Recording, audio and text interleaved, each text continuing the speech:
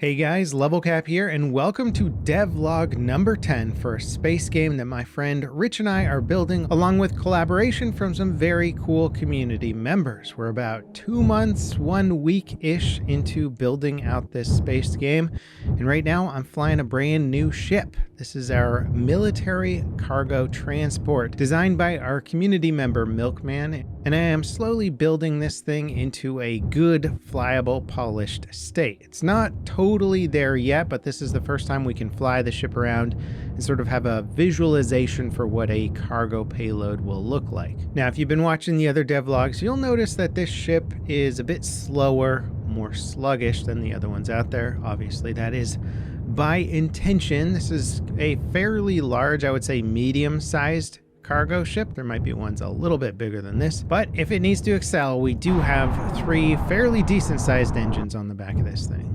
Although now I'm going a bit fast. Let's see if we can slow her down. Do a makeshift docking procedure here. We do have docking coming for the game. It's just not in yet, so kind of have to fake it, but I kind of like turning this thing around. It's big, it's a bit more lumbering, it makes you feel like you're in control of something large and important, and you really have to plan out and anticipate the moves that you need to make with it.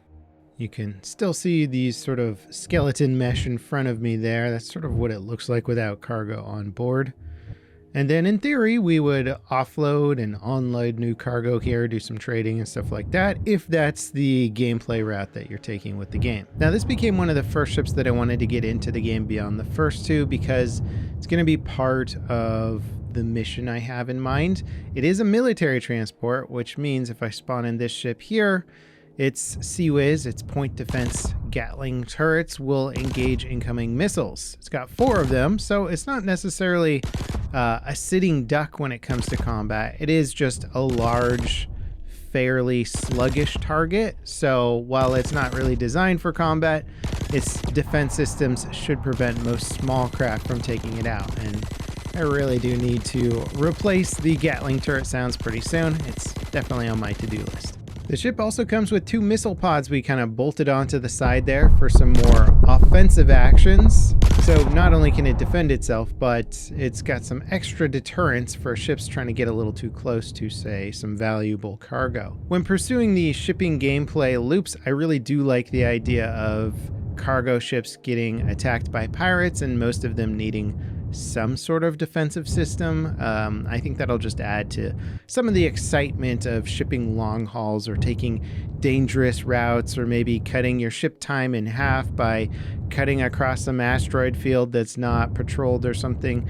I think there's a lot that we could do there to make shipping itself actually a lot more fun and interesting.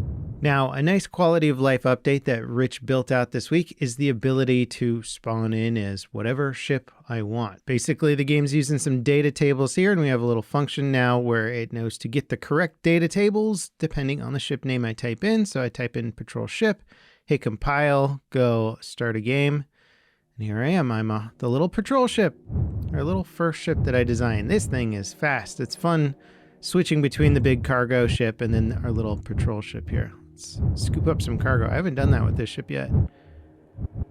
There we go. Give me that ammo. Eventually the cargo bay will open and we'll have a little ingest process for that. But yeah, it's kind of fun seeing this little guy again, actually. I haven't flown with it too much simply because it was a little bit tricky switching over to it to test it out. So that's a little bit of what we've been working on. One of the things I wanted to show you guys this week, but it's just not quite ready to show off or really showcase in its proper glory, if you will, is a completely new point defense or CWIS brain. This is something that Rich has been working on. It's code-based, it's big brain stuff. And I basically was like, so Rich, you go ahead and do that. And he has been deep in it, and I'm going to let him explain some of the challenges and interesting problems surrounding a dynamic point defense system. Ships in the game are going to have point defenses, which is basically like guns that act as a shield. If a torpedo or a missile or an enemy ship get too close to my ship, then these turrets will take care of these close-in threats. So what happens if I have 2 PDCs and there are 3 missiles incoming. I need to make some decisions and do some prioritization.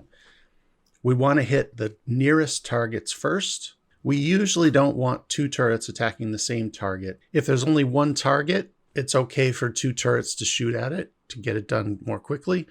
But if there's multiple targets, then we don't want 2 turrets aiming for the same target. So the ship is going to have this point defense brain that coordinates what all the different turrets are doing. Now, a real difficult part about this is that this point defense brain needs to do all this thinking very quickly, repeatedly. So let's say, for instance, we want it to scan all targets 4 times every second. This might not seem so bad when there's 3 missiles coming in and I have 2 turrets. But what if I have 5 turrets and 30 missiles heading toward me? This is where I'll use an algorithm to make things more efficient. So, for example, binary search. This makes it so that essentially it takes the same amount of time to do a scan over 1 missile as it does over 30 missiles. It's not exactly the same amount of time, but when there are 30 missiles, instead of doing 30 searches, I can probably figure out the best answer in, say, 4 searches. There are also a lot of other factors involved, like, can this turret even hit this target? Is there an asteroid in the way? Can my turret articulate to that angle? Am I going to shoot my own ship if I do that? So it's a really fun and interesting problem. We're still working on that. Currently, the targeting is just really dumb. It looks for just any missile, and all the turrets will target the same missile. The missile might be further away than all the rest of the missiles.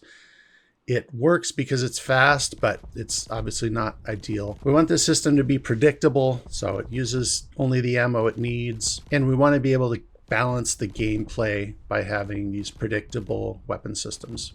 I won't go too in-depth on algorithms and binary search and how it works because it's pretty complex. The targeting system that the turrets currently use is not ideal, but it's fast when there's not much going on.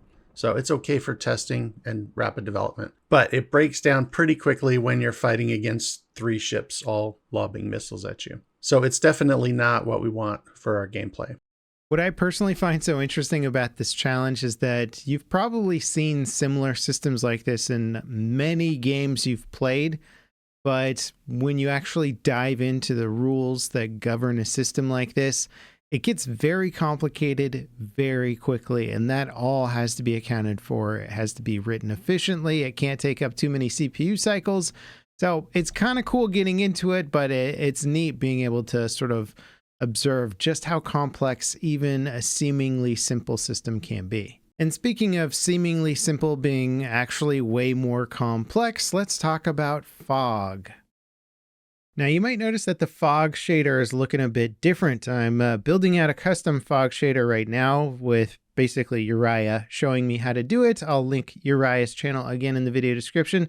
But what it does is it pulls from an RGB map. And right now I'm just painting in the red channel in Photoshop, which will control, basically it acts as like a mask for it, where green and blue are going to control different things. Green, we're going to work on some height.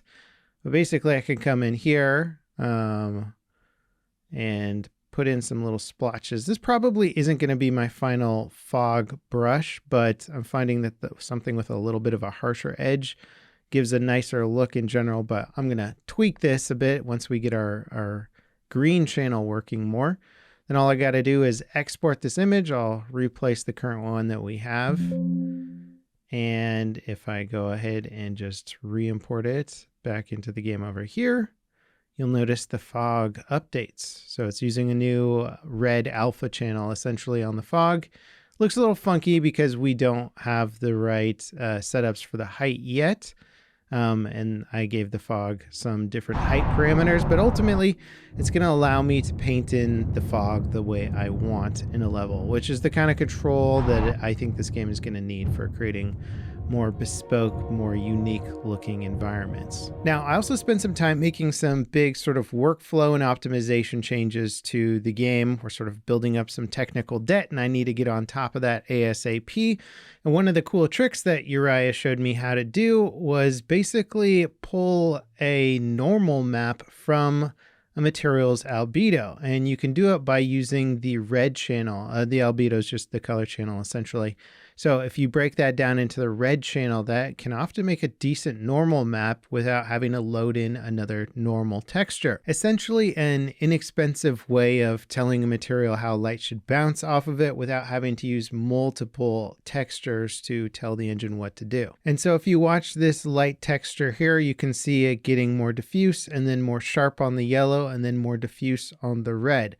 Normally, you would need some different texture channels to tell the engine what to do with different parts of the material. But here, I'm just using the albedo to do it with a little trick that Uriah showed me. And it's kind of cool. It's only pulling from a single texture sampler, and it's got minimal instructions. So some fun little tricks that I'm learning about game optimization. So we're still progressing along. There's still many different things on the back end in progress. We got some new asteroids in the work that I'm pretty excited about. And if you guys want to follow this project more closely, join our Discord linked in the video description. We'll post more regular progress updates, ask questions from the community, read your feedback, have discussions. There's been so many great suggestions on there already. And for the people who are in the Discord having lengthy conversations about how, say, radar scanning should work, if I'm not getting back to every single reply, just know that I am reading it and I am ingesting the information, but I don't always have time to give a lengthy response or sort of inject what I think about it. We're still very early in the process, but it's good to have all this information and ideas coming in, and then we can sort of pick and choose from them what makes the most sense for our game. Anyway, I hope you guys enjoyed this devlog. Stay tuned for the next one coming out next week. And if you want to check out the full playlist, it's linked in the video description along with our original concept video right here. As always, guys, thank you so much for watching, and I'll see you next time. This is Level Cap signing off.